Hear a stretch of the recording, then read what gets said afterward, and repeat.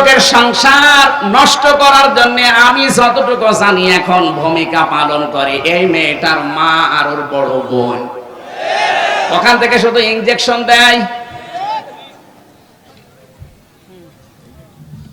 বারবার ফসলায়, আর কতদিন আলাদা হয়ে যা, আরামে খেতে পারবি। এই বুদ্ধি দিচ্ছে ওই মেয়েটার মা আর ওর বড় বোন। নাকি বেশি বলে ফেললাম? এটা বাস্তবে আমি দেখেছি, এই জন্য বলছি। অধিকাংশ শাশুড়ি গুলো তার মেয়েকে মানুষকে ডাক দিয়ে বলে, তুমি জানো আমার জামাই আল্লাহর ওলি খুব ভালো, আমার মেয়ে যা বলে তাই শোনে। আর ওই যে ছেলেটা ওটা হারামজাদা, ও খালি ওর বর কথা শোনে। ও কি মা না ডাইনি বলেন তো? নিজের মেয়ের ব্যাপারে কি সার্টিফিকেট দিচ্ছে যে জামাই আল্লাহর ওলি, শুধু আমার মেয়ের কথা শুনে। আর ওই ছেলেটা হারামজাদা, ও খালি বর কথা শুনে।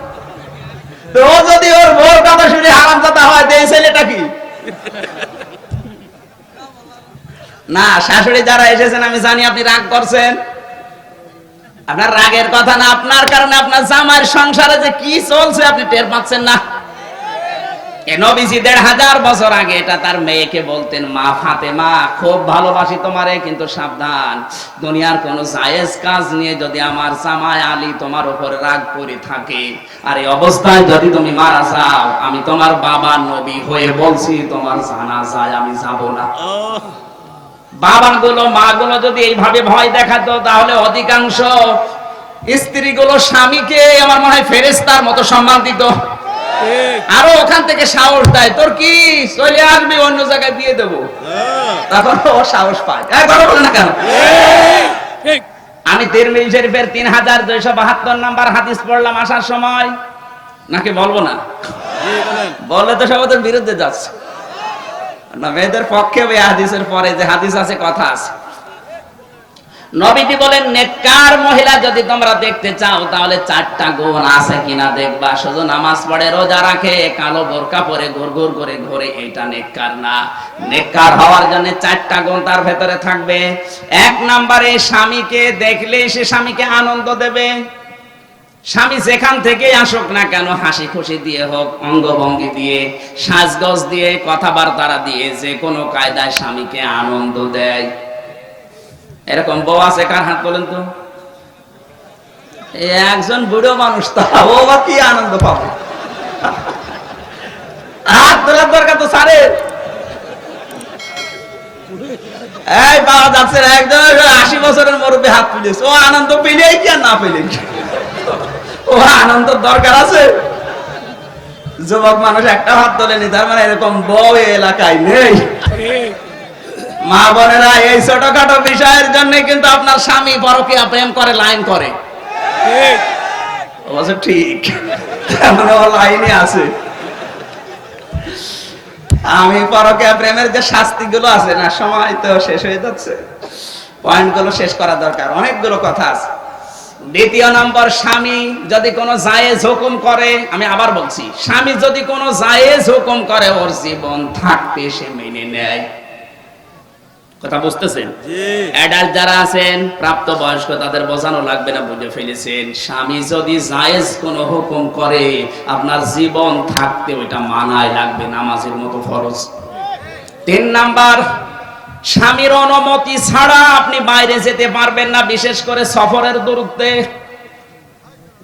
৪ নাম্বার, স্বামী যেটা পছন্দ করে ওইটা আপনাকে পছন্দ করা লাগবে, যদিও আপনার ক্ষতি হয়ে যায়।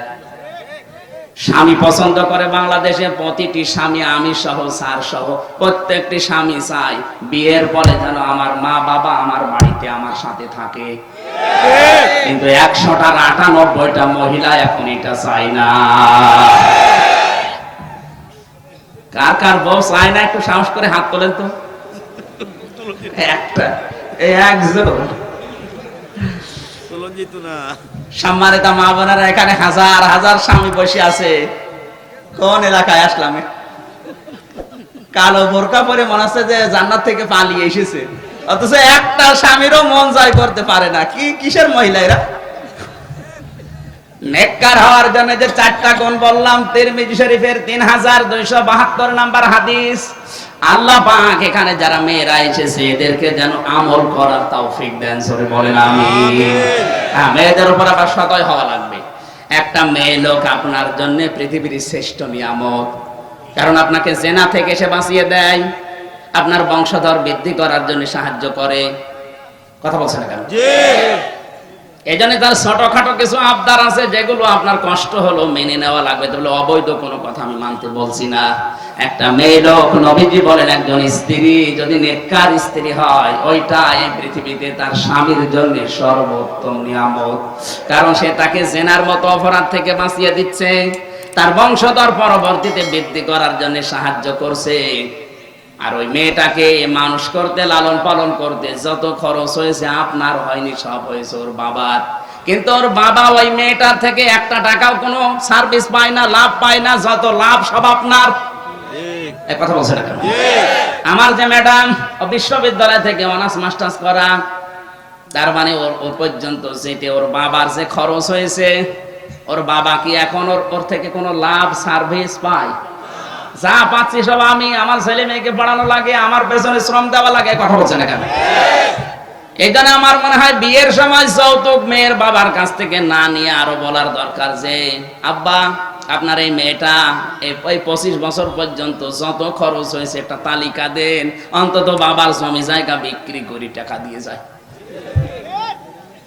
আরো যারা যৌতুক দাবি করেন না, মানুষের মতো কাজ করছেন। আমরা কথা দিয়েছিলাম 4টায় আজান হবে, 4টা পর্যন্ত কথা বলবো। এখনো 5টা জাহান্নামের বর্ণনা আছে, হাজার হাজার কথা থাকে এক একটা আয়াতের ভেতরে। আমরা শেষ করতে পারলাম না, আগামীতে কোনো সময় দিলে একটু আগে দেবেন, একটু দেরি হয়ে গেল। আজকের মতো শেষ করলাম। আমিন। বারাকাল্লাহু লানা ওয়া লাকুম ফিল কোরআনিল আযীম। হুজুরের পরবর্তী ওয়াজ আসিতেছে আমাদের ইউটিউব চ্যানেলে, তাই সাবস্ক্রাইব করে সাথেই থাকুন।